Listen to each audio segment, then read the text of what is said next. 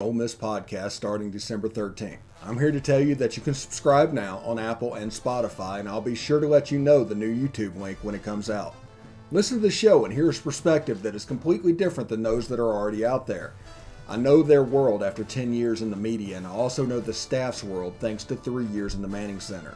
So subscribe now and hit the bell and get the reminder you need because you won't want to miss this. All right, on today's show, a farewell to the POMcast. After 2 years, we're going to put this aside and join the Locked On Ole Miss network. So tune in for that. And also, thank you very much for making the Locked On Ole Miss podcast, the future Locked On Ole Miss podcast, your first listens of the day. We are on all platforms for free, and we're working on a YouTube link as well. Whenever we have that, you will have it too. So let's see, doing this real quick. Stick around. Hey, welcome to the POMcast with Stephen Willis. We're going to start in a few minutes, but I want to tell you to hit up our social sites, retweet, share, comment, like, do all of that stuff. It can only help us out and it'll make the show even better. But we're getting ready to give you a lot of good Ole Miss information, and I just thought I would tell you that because the POMcast is starting. Well, it's starting right now. Wait, no, that's a little early. It is starting right about now. All right, welcome to the final POMcast. We've reached our end with the POMcast. Thank you very much for tuning into that. I'm wearing my Tampa Bay Bandit stuff because the USFL is the one league out there where somebody that is my age can say you've been a lifelong fan of something even though it hasn't started until next spring. So I just remember when Steve Spurrier and all those guys were throwing the balls around, and I was at that perfect childhood age to have plenty of nostalgia for the USFL. So the Tampa Bay Bandits, a little bit of bandit ball doing that. So thank you very much for tuning in. This is a real big thing. I'm just kind of impressed by that. Before we get started, though, I do want to tell you that today's episode is brought to you by Sonos. Sonos is the official sponsor of ESPN College Football. Go to Sonos.com to learn more. I'm very excited that what's going on. We're moving to the Locked On network starting on the 13th. This is the last POMcast. We've kind of been doing everything in the Locked On format this week to get everybody ready for that. There's links down below in the description. If you want to subscribe and hit notifications, you'll know when we're going to be live because it's going to be in different places. And we're working on a YouTube channel as well. Whenever I have that link, you will as well. We're going to live stream the show much like it is now. It will just originate from that Locked On page. And we're also going to be able to do things like super chat and super stickers and all that in the chat as well. So tune into that. It should be a lot of fun. But I remember when I started the POMcast. I started this in March of 2020. So we're almost 2 years in at this point, doing the podcast. And in those 2 years, I remember like when the audience would hit 10, 15, 20 at the very beginning, when those downloads were such a huge deal. And I remember that of part of what's really just going on. And to see what it's grown into today, to where this year during football season, starting in March or April, we started setting download records for month by month. Every month it increased. And not only increased, but increased by like 33% from month to month, the growth. And that was just impressive. And then, like I said, Locked On became interested in what we were doing, made us an offer we can't refuse, and the POMcast basically gone away. The good news is, though, as part of the deal, I retain the POMcast. The POMcast can't happen while I'm doing the Locked On stuff, but if for some reason I leave Locked On Ole Miss, the POMcast continues to exist, so I can go right back to this format. But right now, this is a farewell to the POMcast, and I'm looking a lot of fun into doing that. Also, we are going to be dark next week. We might do some pairings of other people's shows, but you will not see our shows. Next week is a Disney vacation. I know everybody's thinking, is like, why are you going to Disney when you live 30 minutes away? We're actually renting a house and doing the normal vacation thing that people do at Disney. We're going to have a lot of people come over. I think 13, and we're going to go to a house, do Disney, Magic Kingdom a couple days, Epcot, Animal Kingdom, Hollywood Studios, the whole 9 yards. We're going to do medieval times and all of that. We're going to do a real vacation. We might as well live in South Mississippi, essentially, and just vacation with what's going on. We will be dark next week because of that. All right. Today on the show, we want to talk a little bit about the visit that I think is already happening. I've gotten conflicting information, but I think Dillon Gabriel is on campus at the University of Mississippi at Ole Miss, starting his visit. I think he's there. I'm not going to confirm this. I'm not going to necessarily say that, but I think he is there. So he's going to go through the process of learning the offense, reacquainting with Jeff Lebby, meeting Lane Kiffin over the next 48 hours.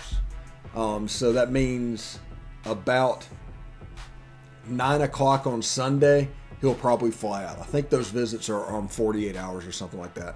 He's going to see the highlight video. He's going to see the facilities. They're going to tour him all around.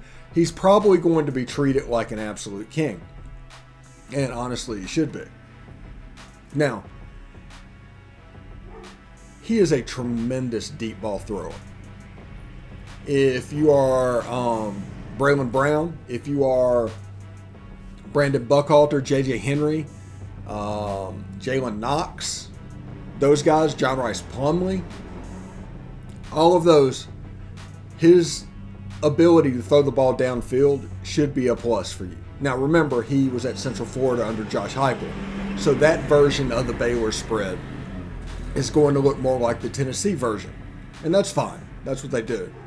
But he can also start, if you go back and look at his 2019 highlights when he was a true freshman, and then see his 2020 highlights, 19 was Jeff Lebby, 2020 was without Jeff Lebby, 2021 was Gus Malzahn. If you look at the maturity and the growth of him over that, you see a guy that threw the ball his first year under Jeff Lebby primarily outside the hash marks. Keep it outside. Keep it out of the middle of the field. Hey, Cody, how you doing, man?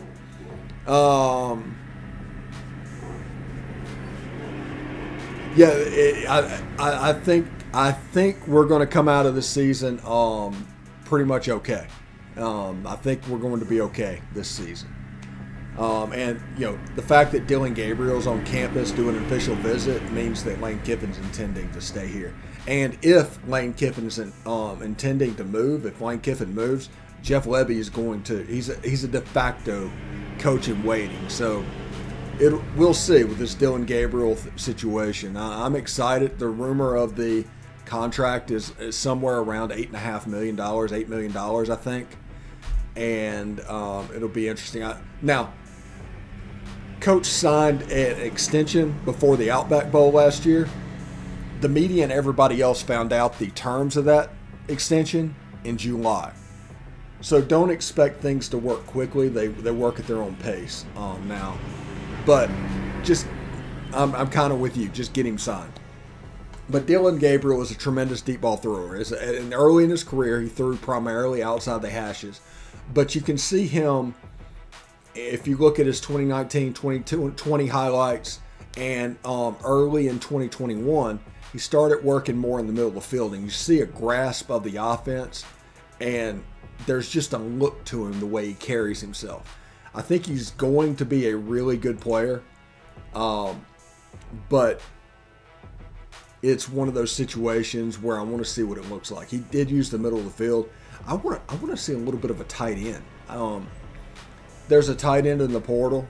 There's rumors about him. We'll see where it goes. But if they get him along with those wide receivers, Dillon Gabriel, and get a running back there in the backfield, they have a team that talent-wise is above what they were this year.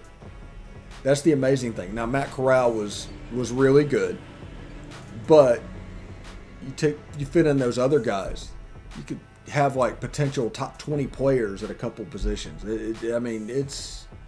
It's really interesting. And also, they recruited Aaron Brule. They're recruiting Aaron Brule from Mississippi State, who entered the transfer portal yesterday. Lane Kiffin marked that with a retweet when it was announced. So that is something to keep an eye on as well.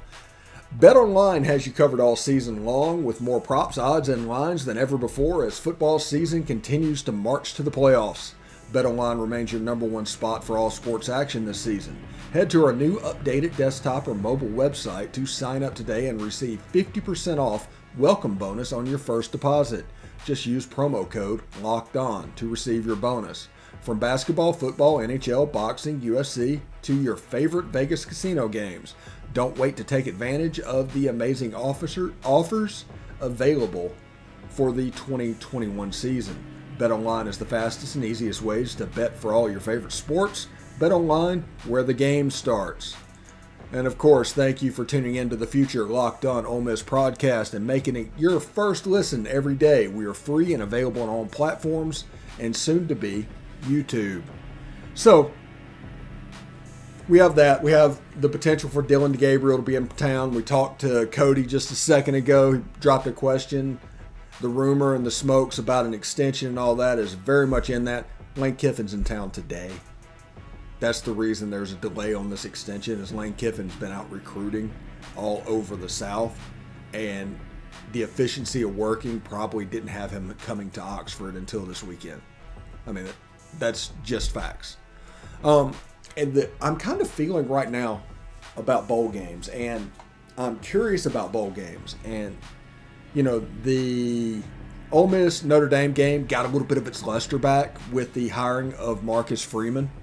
And his announcement on Twitter today was really good, and it was worth tuning in for. If you haven't seen it, go give it a look. I mean, it was a nice announcement to their team. But so Notre Dame has a little bit of their mojo back because they kept every coach except for the head coach in there. And there's a potential for them to get back into the playoffs by them doing that. So if they would have waited until after this weekend, whenever everything's announced, it would weigh on the committee's mind. But since there's a full staff, 9 of the 10 coaches in Notre Dame are staying. The only coach that is leaving is Brian Kelly and his wonderful fake Southern accent. And that's pretty interesting to me. Now, LSU is getting really agitated. Like the fan bloggers and everything going on in LSU, they're getting really agitated right now about people piling on Brian Kelly for going to LSU. There's a lot of people that's turning on that. And remember, we talked about this yesterday, that a little bit behind that is the Fox-ESPN rivalry that is developing in college sports. Believe me, that's good for college sports. That's going to cause ESPN to have to raise their game, and it's also going to raise Fox's game. But because of that, there are groups of media that sit out there that are very anti-SEC.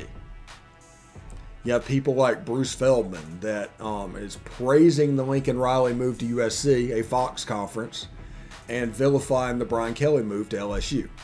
And also trying to talk about Lane Kiffin being available for basically any Fox conference job that is out there. And if you understand the motivation and what they're coming from, you can understand a little bit and know what you need to take seriously. Also, this is just my opinion, and I know nothing, but with Oklahoma still being available, and they're soon to be an SEC school, but I'm starting to think that Brent Venables is not going to be the guy. I think that Oklahoma could have hired him at any point during this season, during this week, I mean. And at any point they could have announced him, they could have done whatever, but they haven't. Which leads me to believe their guy that they have earmarked is working this weekend. And they're trying to not go crazy to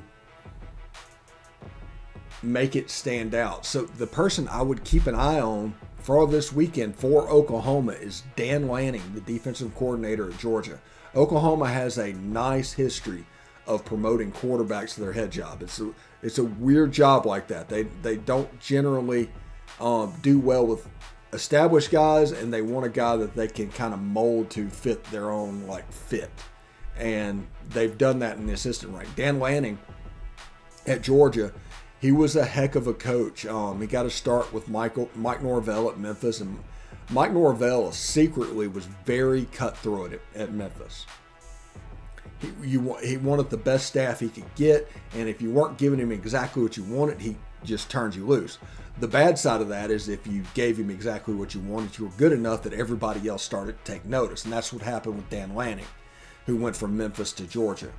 And that defense this year has just been absolutely fantastic, and I think Oklahoma is intrigued by that defense because they've been so offense-centric for the last 10 years. They are intrigued by that defense. You have to go back, honestly, to Brent Venables when they were a defensive power.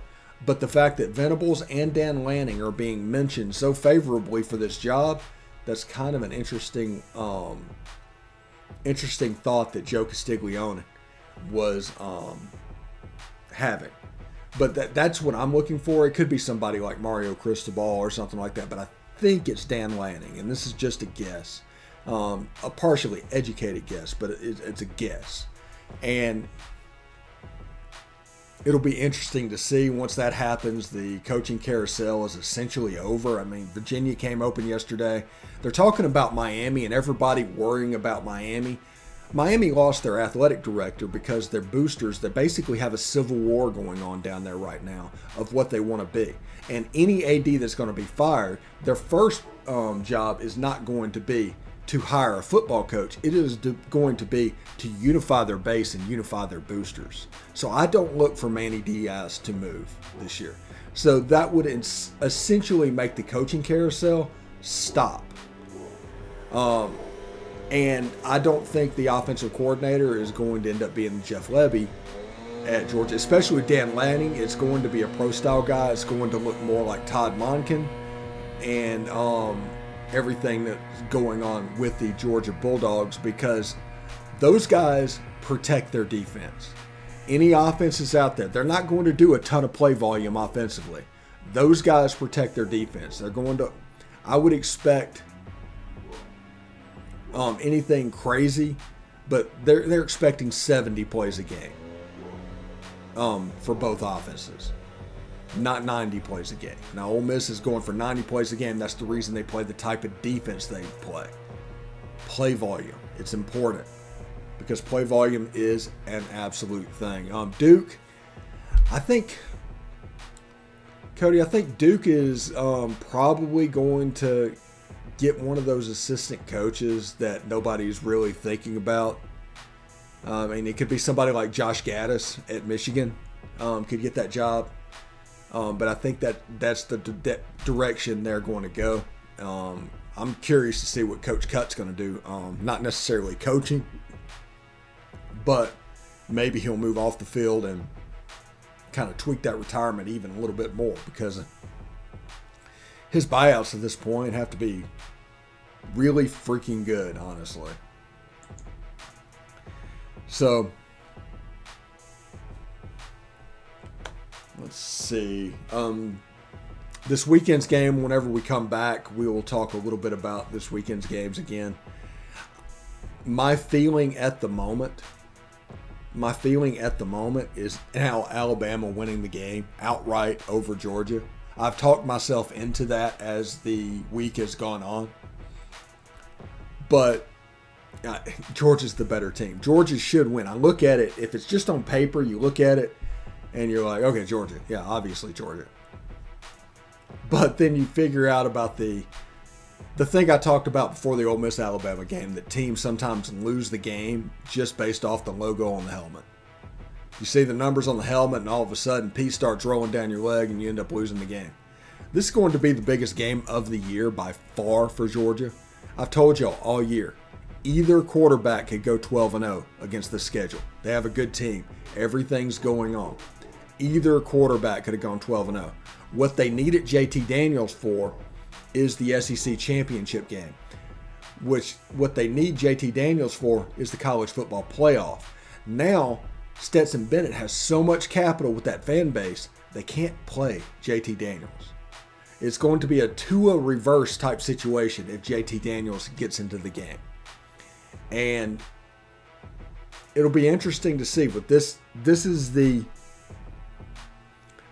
honestly last chance for him to show. And I think Stetson Bennett, I'm worried about him against Alabama. You take Will Anderson, you take Henry To'oTo'o, and you limit Georgia's passing game to where Alabama knows what's coming. That's real similar to what Auburn did last week with TJ Finley and Tank Bigsby and those guys. And they scored 10 points. And the whole secret to beating Georgia is having a defense that can hold Georgia to under 10 points or less. It's a game that you have to win 17-10. Because their defense isn't going to give up over 20 points. So you have to win that game 17-10. 13-10, 14-10, something like that has to be a game you can win. In modern college football, that is so rare. That is Georgia's wheelhouse. If Georgia scores 21 points, it's over. It doesn't matter who the quarterback is. And it's honestly gotten to the point where I'm like, Stetson Bennett can go 12-0 against the SEC. I think Stetson Bennett can win the SEC championship. I'm curious what Stetson Bennett's going to be able to do against the Michigan Wolverines, against the Oklahoma State Cowboys. That's what I'm kind of curious. I want to see a Georgia-Michigan game because that game is going to be just physically dominating. They're both going to try to overpower each other. And you got Aiden Hutchinson and all that going after the quarterback. There's some matchups there that I would be interested in watching, and a Georgia-Michigan national championship game would be something completely different that we haven't seen before, and it would do wonders for the ratings. The flip side of it is, of what I want, is if Michigan were to lose to Iowa, they would not make the playoff, and none of the alliance teams would make the playoff. There'd be no Big Ten teams. There'd be no Pac-12 teams. There'd be no ACC teams. All of a sudden, you would have essentially an SEC and Big 12 invitational, and that is something I'm interested in as well. All right, don't compare Built Bar to holiday desserts. We don't want people to feel guilty about enjoying the holidays. Between this holiday season, grab the protein bar that tastes like a candy bar and even better than a candy bar. Built Bar, filled with holiday goodness, rich with decadent flavor, covered in chocolate, but amazingly low in calories, sugar, net carbs, and fat, and high in protein. You get the best of both worlds. Want to cozy up with something warm? Here's a holiday secret. Dip your Built Bar into a piping hot cocoa. Let it melt a little bit and give your beverage a little bit of that Built Bar flavor. Plus, you'll have a nice melty Built Bar to go with it. Be sure to have a couple of napkins on hand. Go to BuiltBar.com, use promo code LOCKED15 and get 15% off your order. Again, use promo code LOCKED15 and get 15% off your order. That's Built.com. Built Bar. Seems like it's going to be pretty good. So I am pretty excited about all the championship games that's going on. You know, I talked about the Alabama-Georgia game. It has to be a low-scoring game for Alabama to win. I know Alabama's explosive offensively, but the defensive line has been shown to be able to affect Alabama's offense, like really affect Alabama's offense. And in doing so, I mean, now Georgia's in the building. I think Dan Lanning and Kirby Smart are going to blitz Bryce Young into oblivion. I think a play, maybe, they'll be able to hit Jamison Williams over the top. But this is a game that this is the old school Alabama defense from back in the day. This is a boa constrictor. And I think they are going to turn tables against Alabama. And they're going to end up winning this game like 24-10. I think that's what I'm thinking. I've talked myself into Georgia winning again, even though every part of my body makes me think that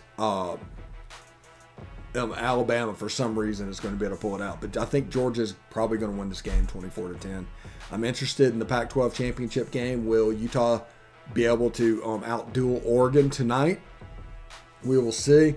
Iowa and Michigan, it would be a very wonderful thing if there was no Alliance teams in the playoff whenever they're trying to thwart the playoff expansion, and they would cost themselves berths by not being in it. Same thing goes with the ACC. That'd be fun to see as well.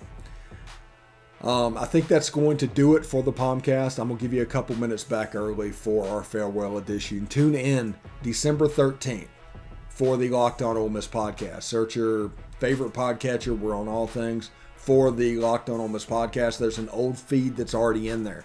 If you search that one and it comes up, subscribe to it. That's where we're going to be. Whenever we get a YouTube link, we're going to put that up. If we do not have one by December 13th, we are going to go live right here. We're going to do video either way. So understand that. But once we have a YouTube link, we're going to post that, and we're going to do the chat and the whole 9 yards that we're planning on to do for the Locked On Ole Miss podcast. Rumor is Dillon Gabriel in town right now for the next 48 hours. Obviously, if he commits this weekend, there will be no shows next week. We will be completely dark. I'm going to enjoy a little bit of Disney vacation, and that should be a lot of fun. So anyway, thanks for making the Locked On Ole Miss podcast your first listen every day.